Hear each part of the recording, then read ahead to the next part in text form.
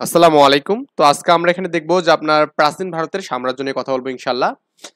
তো এখানে দেখুন আপনার এখানে আমরা প্রথমত এখানে মৌর্য সাম্রাজ্য নিয়ে কথা বলবো এবং এরপর আমরা এখানে গুপ্ত নিয়ে কথা বলবো ইনশাআল্লাহ। আহ, মানে মৌর্য সাম্রাজ্যটাই মূলত গুপ্ত সাম্রাজ্য, তারপরে এখানে আমরা সেন সাম্রাজ্য আছে।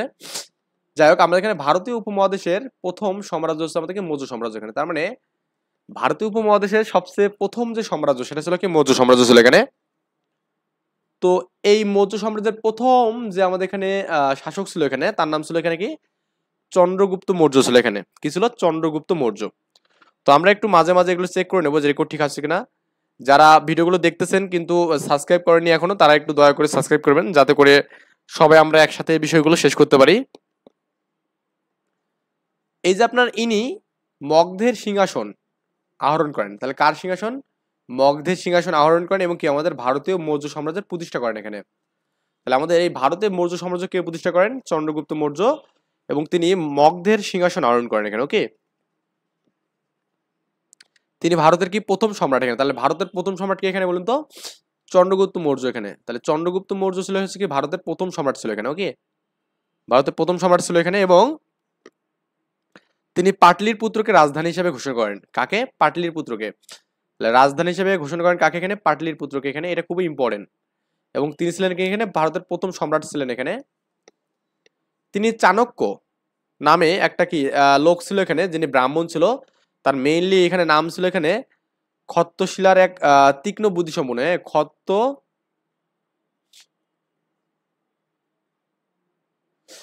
খত্তশিলার এক তীক্ষ্ণ বুদ্ধিসম্পন্ন ব্রাহ্মণকে প্রধানমন্ত্রীর দায়িত্ব দেন এখানে। তাহলে প্রধানমন্ত্রীর দায়িত্ব দেন কাকে এখানে? এই যে খত্তশিলার এক তীক্ষ্ণ বুদ্ধিসম্পন্ন ব্রাহ্মণকে দেয় এখানে। কাকে দেয়? ব্রাহ্মণকে প্রধানমন্ত্রী হিসেবে নিযুক্ত করেন। তার মানে তিনি প্রধানমন্ত্রী হিসেবে নিযুক্ত করেন কাকে এখানে? একটা ব্রাহ্মণকে। কাকে? একটা ব্রাহ্মণকে। এটা পরীক্ষা কিন্তু আসে মাঝে মাঝে। ওকে, তো এটা একটু আমাদের ভালো করে পড়তে হবে। তক্ষশিলা নগরী ছিল কি এখানে? আধুনা পাকিস্তানের পাঞ্জাবে ছিল এখানে। ওকে, তাহলে আমাদের তক্ষশিলার মানে নগরী কোথায় ছিল এখানে বলুন তো? এখানে পাকিস্তানের পাঞ্জাবে। পাকিস্তানের পাঞ্জাবে কি ছিল এখানে? আপনার তক্ষশিলার নগরী ছিল এখানে। এবং তিনি সেখানে কিন্তু বিদ্যা চর্চা করতে বা বিদ্যা কেন্দ্র এখানে ওটাই কিন্তু ছিল আর কি ওই সময়ে। চাণক্যের বিখ্যাত ছদ্মনাম ছিল কৈঠিল্য এখানে। কৈঠিল্য ছিল তার বিখ্যাত ছদ্মনাম ছিল এখানে। ছদ্মনাম, তাহলে চাণক্যের ছদ্মনাম ছিল কৈঠিল্য। এবং তার আমরা কিন্তু আগে কিন্তু পড়ছিলাম যে কৈঠিল্যের যে আমাদের এখানে সাংস্কৃতিক গ্রন্থ অর্থশাস্ত্র, তাই না? কৈঠিল্যের আমাদের গ্রন্থ কি এখানে? অর্থশাস্ত্র ছিল এখানে। আমরা কিন্তু এই বিষয়টা পড়ছি কিন্তু এখানে আগেও পড়ছি। আপনারা যদি এখানে আগের ভিডিওটা দেখেন তাহলে দেখবেন যে আপনি এখানে আমরা পড়ছিলাম যে কৈঠিল্য এর গ্রন্থ ছিল এখানে অর্থশাস্ত্র। ক্লিয়ার? রাষ্ট্র শাসন এবং কূটনীতিক কৌশলের সার সংক্ষেপে এই অর্থশাস্ত্র। তার মানে এই যে আপনার এখানে অর্থশাস্ত্রের হচ্ছে আপনার বিষয়াদি ছিল কি এখানে? রাজনৈতিক কৌশল, কূটনীতিক বিষয়াদি এখানে ছিল হচ্ছে অর্থশাস্ত্রের বিষয়াদি ছিল এখানে। চন্দ্রগুপ্ত মৌর্য আলেকজান্ডারের সেনাপতি সিলিওকাসকে পরাজিত করে উপমহাদেশের গ্রিকদের তাড়িয়ে দেয় এখানে। তার মানে আলেকজান্ডার মানে গ্রিক থেকে আসছিল, তাই না? তো গ্রিক থেকে কিন্তু ভারতে প্রথমত আক্রমণ করছিল, তাই না? তো ভারতে আক্রমণ করে ভারতকে কিন্তু দখলে নিয়েছিল কিন্তু আলেকজান্ডার। কিন্তু বাংলাতে কিন্তু আমরা এখানে আক্রমণ করতে পারিনি, তাই না? আমি কিন্তু হরিয়া ভাঙ্গার কারণে এখানে, তো এগুলো কিন্তু আমি পড়াইছি অলরেডি। তো এই যখন আলেকজান্ডার ভারতকে আক্রমণ করে ভারতকে জয় করছে এখানে, তখন আপনি ওই যে এই চন্দ্রগুপ্ত মৌর্য আলেকজান্ডারের যে সেনাপতি আছে না, সেলিওকাস, এটা মনে রাখবেন যে এই সেলিওকাস হচ্ছে আলেকজান্ডারের সেনাপতি। পরীক্ষায় মাঝে মাঝে এটা দেখা যায় যে আপনার আলেকজান্ডারের সেনাপতির নাম কি এখানে? সেলিওকাস। এই আলেকজান্ডারের সেনাপতিকে পরাজিত করে কি এখানে? চন্দ্রগুপ্ত মৌর্য। করে গ্রিকদের এই দেশ থেকে তাড়িত করে এখানে। সম্রাট অশোক, সম্রাট অশোক দেখুন এই সম্রাট অশোক এর রাজত্বকাল হচ্ছে উত্তর বাংলার মৌর্যদের কি এখানে প্রতিষ্ঠা হয় এখানে। ওকে, উত্তর বাংলা, উত্তর বাংলা এখানে প্রাচীন পুণ্যনগর ছিল হচ্ছে আমাদের এর রাজধানী ছিল। তার মানে এখানে এই যে সম্রাট অশোকের সময় মানে আপনার এখানে প্রাচীন পুণ্যনগর ছিল কি এর রাজধানী ছিল এখানে। ওকে, এবং কলিঙ্গের যুদ্ধে সম্রাট অশোকের জীবনে একটি মাইলস্টোন ছিল এখানে। কেন ছিল একটু বলতেছি আপনাকে একটু পর। কারণ এই যুদ্ধে অনেকগুলো লোককে মানে মৃত্যুবরণ করেন, 1,00,000 লোকের মতো মানে মারা যায় এখানে, তাই না? 1,00,000 লোক নিহত হয় এখানে। এই 1,00,000 লোক নিহত হওয়া দেখে সে অনেক বেশি মানে গভীর বেদনার মধ্যে এখানে জীবনযাপন করে এখানে। ওকে, আমি কি বললাম এখানে? কলিঙ্গের যুদ্ধে সম্রাট অশোকের জীবনে ছিল একটা মাইলস্টোন। তার মানে সম্রাট অশোকের সময় কোন যুদ্ধ হয়েছিল? কলিঙ্গের যুদ্ধ এখানে। ওকে, এবং কলিঙ্গের মানে মাইলস্টোন কোন যুদ্ধকে বলা হয় এখানে? কলিঙ্গের যুদ্ধকে বলা হয় এখানে। কোন যুদ্ধকে? কলিঙ্গের যুদ্ধকে বলা হয়। এখানে দেখুন আপনার ওই সম্রাট অশোক কিন্তু আমাদের বৌদ্ধ ধর্ম গ্রহণ করছিল। কার জন্য? এখানে যে এই এতগুলো মানুষ মারা গেছে, এই সবকিছু সে মানে অনুশোচনায় ভুগে সে বৌদ্ধ ধর্ম কি গ্রহণ করে এখানে। কোন ধর্ম? বৌদ্ধ ধর্ম এখানে। তাহলে আমাদের আসে পরীক্ষা যে কোন সম্রাট বৌদ্ধ ধর্ম গ্রহণ করছিল? সম্রাট অশোক এখানে। ওকে, এবং তার শাসনামলে এই বৌদ্ধ ধর্ম হচ্ছে রাজধর্ম হিসেবে কি স্বীকৃতি পায়। বুঝছেন ব্যাপারটা? তাহলে সম্রাট অশোকের সময় হচ্ছে আমাদের বৌদ্ধ ধর্মটা মেইনলি এখানে কি বেশি প্রভাব পায় এখানে, এবং এই বৌদ্ধ হচ্ছে বিশ্বের ধর্মের মর্যাদা পায় এখানে, এবং তাকে বৌদ্ধ ধর্মে কি বলে এখানে? কনস্টাইন। হ্যাঁ, কনস্ট্যান্টাইন এখানে বলা এখানে। তার মানে বৌদ্ধ ধর্মে এখানে কনস্ট্যান্টাইন বলা এখানে কাকে? সম্রাট অশোককে বলা হয়। আচ্ছা, একটা প্রশ্ন আসে যে কনস্টান্টিনোপল কার রাজধানী? এখানে তুর্কিদের। ওকে, তাহলে আমাদের এখানে একটু ভালো করে বুঝুন, আমি একটু সামারাইজ করতেছি এখানে। তো সম্রাট অশোকের সময় হচ্ছে পুণ্ডনগর ছিল কি বলুন তো আপনার এখানে? রাজধানী ছিল। আর চন্দ্রগুপ্তের সময় এখানে কি ছিল? এখানে পাটলিপুত্র ছিল রাজধানী, পাটলিপুত্র। কলিঙ্গের যুদ্ধের সময় 1 লক্ষ মানুষ মানে নিহত হওয়ার কারণে সে অনেক বেশি শোকাহত হয়, এবং এর ফলে তিনি বৌদ্ধ ধর্ম গ্রহণ করে, এবং তার সময় কিন্তু অনেক বৌদ্ধ ধর্ম কিন্তু অনেক বেশি প্রভাব বিস্তার করছে এখানে। ওকে, এবং বিশ্বের দরবারে মর্যাদা পাইছে, এবং এই তাকে বলা হয় কি বৌদ্ধ ধর্মের কনস্ট্যান্টাইন বলা হয় এখানে। ওকে, কনস্ট্যান্টাইন বলা হয় এখানে বৌদ্ধ ধর্মের। এটা পরীক্ষায় মাঝে মাঝে আসে। কুষাণ সাম্রাজ্য এখানে দেখুন, কুষাণ পরে গুপ্ত পরে আমরা এখানে এমসিকিউ যাবো ইনশাল্লাহ। দেখুন এই কুষাণ সাম্রাজ্য কোনটা বলুন দেখেন আমরা এখানে? কনিঙ্ক ছিলেন কুষাণ সাম্রাজ্যের মধ্যে কি এখানে সর্বশ্রেষ্ঠ ছিল এখানে। ওকে, তার চিকিৎসক ছিলেন এখানে চরক। তাহলে কুষাণ সাম্রাজ্যের আমাদের এখানে কনিঙ্ক আছে না, এই কনিঙ্কের চিকিৎসক কে ছিলেন এখানে? চরক ছিলেন এখানে। ওকে, কুষাণ সাম্রাজ্যের প্রধান ছিল এখানে কনিঙ্ক। হ্যাঁ, কনিঙ্ক ছিলেন প্রধান, এবং এর চিকিৎসক ছিল চরক ছিল এখানে। ওকে, চরক হচ্ছে আমাদের আয়ুর্বেদ চিকিৎসা করতো, মানে যে আমাদের এখানে হোমিও যেটা বলে এখানে। হ্যাঁ, আয়ুর্বেদ চিকিৎসা করতো এখানে, এবং আয়ুর্বেদ চিকিৎসা পদ্ধতি প্রথম সংকলন রচনা করে। তার মানে এই যে আপনার এখানে আয়ুর্বেদ যে চিকিৎসাটা আছে, এটা আমাদের কে রচনা করছে এখানে, বা এখানে এটা কে আবিষ্কার করছে? চরক। কে এখানে? চরক। কার চিকিৎসক ছিল এখানে? কনিঙ্কের চিকিৎসক ছিল চরক এখানে। ওকে, কনিঙ্কের চিকিৎসক ছিল এখানে চরক ছিল, এবং চরক সংহিতা নামে একটা কি ছিল এখানে, যেটা মানে এই যে আপনার আয়ুর্বেদিক চিকিৎসার মাধ্যমে এটা আর কি মানে প্রভাব বেশি পায় আর কি।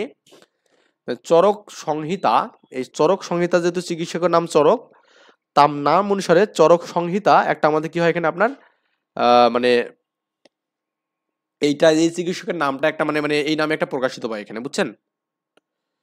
আই হোপ বুঝছেন এখানে বিষয়টা। এখানে গুপ্ত সাম্রাজ্য এখানে দেখুন, এই গুপ্ত যুগকে বলা হয় ভারতের মধ্যে স্বর্ণযুগ বলা হয় এখানে। কি বলা হয়? স্বর্ণযুগ। মানে ভারতের সবচেয়ে বেস্ট টাইম হচ্ছে আমাদের গুপ্ত যুগ, এই সময়টাকে বলা হয় এখানে। তো এখানে একটু আমরা দেখি এখানে যে ভারতের ইতিহাসে গুপ্ত যুগকে স্বর্ণযুগ হিসেবে খ্যাত এখানে। ওকে, তার মানে এই যে ভারতের মধ্যে এই গুপ্ত যুগটা হচ্ছে ছিল কি আমাদের এখানে সবচেয়ে স্বর্ণযুগ ছিল এখানে। এই যুগে ভারতের কলা, স্থাপত্য, তারপর এখানে কি ভাস্কর্য, অন্যান্য উচ্চতায় কিন্তু পৌঁছায়, এবং আমাদের এখানে এই যুগের ভাস্কর্যকে আমরা কি বলি? ধ্রুপদী ভাস্কর্য বলা এখানে। তা ধ্রুপদী ভাস্কর্য কোন যুগের ভাস্কর্যকে বলা এখানে? গুপ্ত যুগের। ওকে, তো আমি একটু জাস্ট লিখে দিই এখানে ধ্রুপদী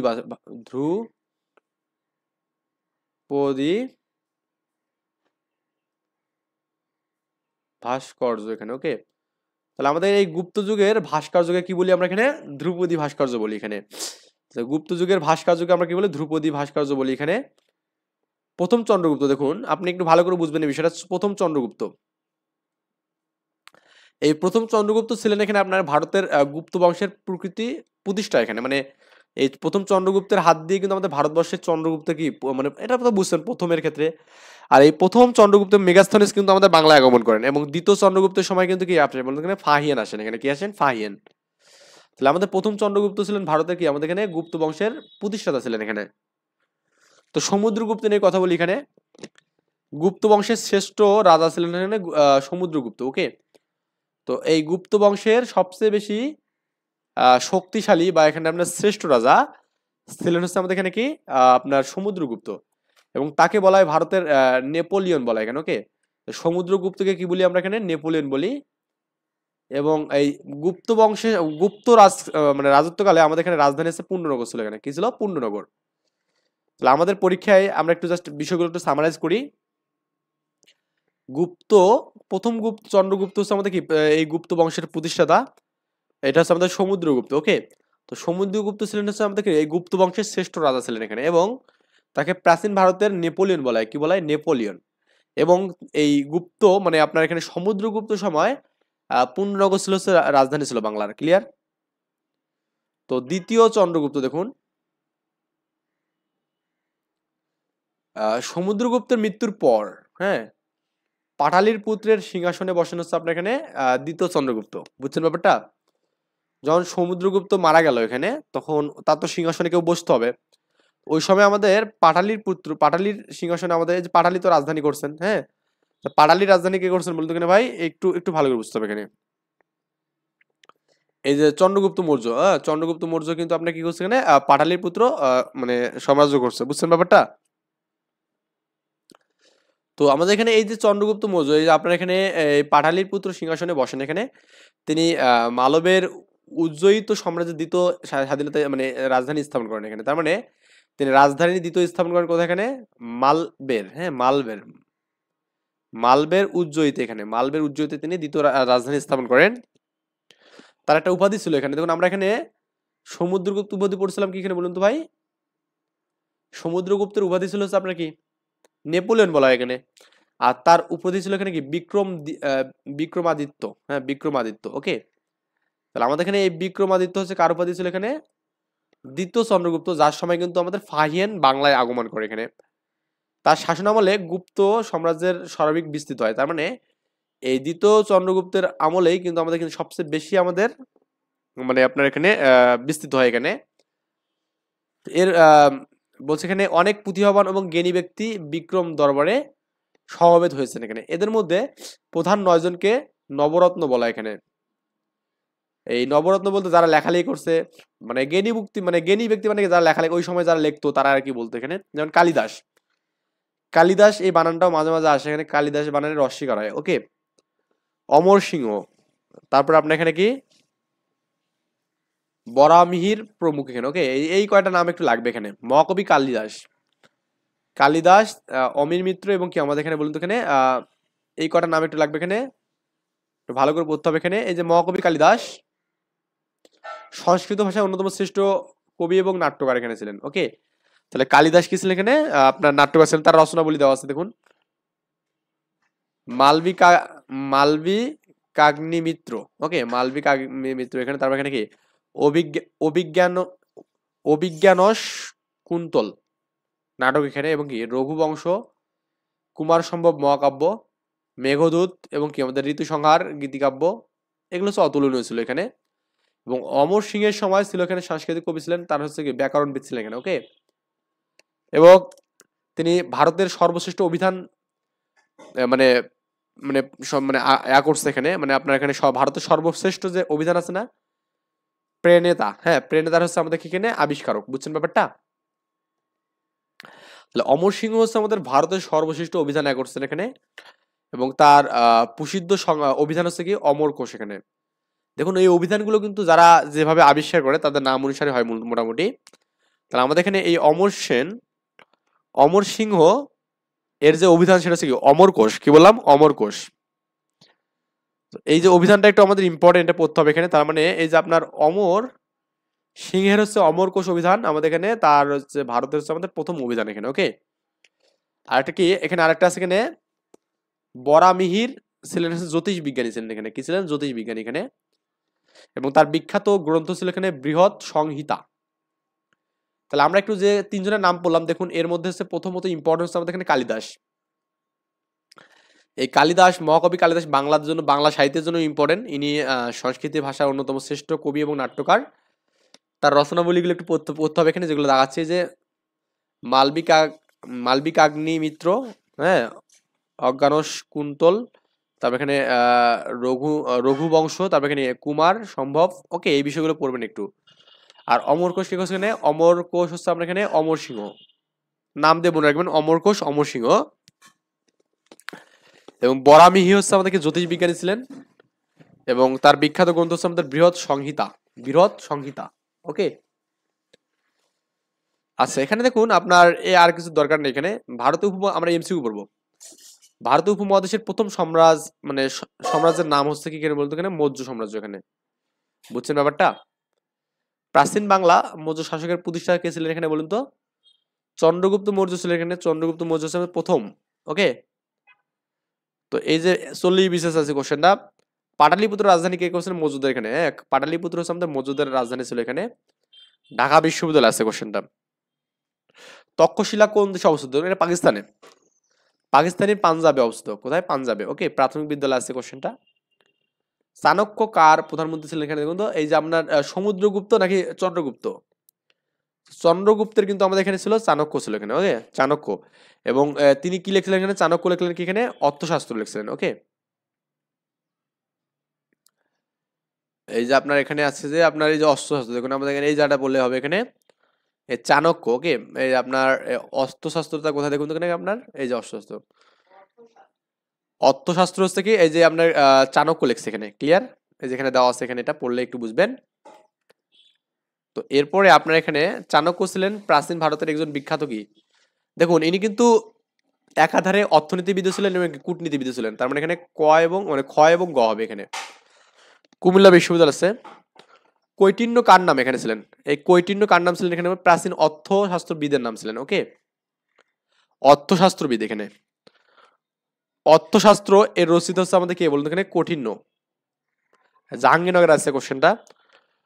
অশোক কোন বংশের সম্রাট ছিলেন এখানে? অশোক ছিলেন আপনার এখানে মৌর্য বংশের সম্রাট ছিলেন। ওকে, আচ্ছা। কোন যুদ্ধের ভয়াবহতা পরিণাম প্রত্যক্ষ করে মহারাজ অশোক বৌদ্ধ ধর্ম? এখানে আমরা কলিঙ্গের যুদ্ধ। এখানে প্রাথমিকে আসছে এখানে, তারপর এখানে বিভিন্ন মন্ত্রণালয় আছে, এখানে সিভিল আছে, তাই না? কোন সম্রাটের আমলে এদেশের বৌদ্ধ ধর্মের প্রসার করে? এখানে সম্রাট অশোকের আমলে। কার আমলে? সম্রাট অশোক। বৌদ্ধ ধর্মের কনস্টান্টাইন বলা হয় এখানে কি? সম্রাট অশোককে বলা, এখানে অশোককে বলা হয়। রাজা কনিঙ্ক এটা হচ্ছে আমাদের কুষাণ বংশের ছিল। এখানে কার বংশের? কুষাণ বংশের। চরণ কে ছিলেন এখানে? চরণ একজন চিকিৎসাবিদ ছিলেন। এখানে কি ছিলেন? না, হ্যাঁ চিকিৎসাবিদ ছিল অবশ্যই, কিন্তু সেটা আয়ুর্বেদিক চিকিৎসাবিদ। ওকে, আয়ুর্বেদ। কোন জায়গায় প্রাচীন ভারতের স্বর্ণযুগ বলা হতো এখানে বলুন তো? এটা আপনার এখানে গুপ্ত যুগকে বলা, এখানে স্বর্ণযুগ বলা হয়। হ্যাঁ, গুপ্তকে স্বর্ণযুগ বলা হয় এখানে। ভারতবর্ষে কোন যুগের ভাস্কর্যের ধ্রুপদী ভাস্কর্য বলা হয় এখানে? গুপ্ত যুগের ভাস্কর্য ধ্রুপদী বলা হয় এখানে। হ্যাঁ, গুপ্ত যুগ ধ্রুপদী। গুপ্ত যুগের ভাস্কর্যকে ধ্রুপদী ভাস্কর্য বলা হয়। কোনটি প্রাচীন নাগরী নয় এখানে? এটা আপনার এখানে কি বিশালা, এটা আমাদের কর্ণ সুবর্ণ আছে এখানে প্রাচীন নগরীর মধ্যে। উজ্জয়িনী, তারপরে এখানে পাটলিপুত্র, সবগুলোই প্রাচীন নগরীর মধ্যে, কিন্তু আমাদের এটা না। ভারতের নেপোলিয়ন বলা হয় এখানে কাকে বলতো? সমুদ্রগুপ্তকে বলা হয়। কাকে? সমুদ্রগুপ্তকে। প্রাচীন ভারতের কোন শাসকের অপর নাম বিক্রমাদিত্য ছিল এখানে? এই বিক্রমাদিত্য ছিল হচ্ছে দ্বিতীয় সমুদ্রগুপ্ত ছিল এখানে। দ্বিতীয় চন্দ্রগুপ্ত। দ্বিতীয় চন্দ্রগুপ্তের নাম ছিল বিক্রমাদিত্য। মহাকবি কালিদাস কোন যুগের কবি ছিলেন এখানে বলুন তো? এখানে ইনি ছিলেন হচ্ছে গুপ্ত যুগের কবি ছিলেন। কার? গুপ্ত যুগের। কালিদাস কোন ভাষার কবি ছিলেন এখানে? সংস্কৃত ভাষার কবি ছিলেন এখানে। ওকে, কালিদাসের নাটক হচ্ছে আমাদের এখানে যে এটা খ নম্বর, মালবিকাগিনী মিত্র। ওকে, মেঘদূত কার কাব্য? এখানে কালিদাসের মেঘদূত। মাধ্যমিক বিদ্যালয় আছে মেঘদূত। অমর কোষ হচ্ছে কিন্তু অভিধান। অমর কোষ হচ্ছে অভিধান। অমর সিংহ লিখছে। কে লিখছে? অমর সিংহ। ক্লিয়ার? আমরা নেক্সট দিন ইনশাআল্লাহ আপনার এখানে স্বাধীন বঙ্গ এবং গৌড় রাজ্য নিয়ে কথা বলবো। এই পর্যন্ত ভালো থাকবেন, সুস্থ থাকবেন। আল্লাহ হাফেজ, আসসালামু আলাইকুম।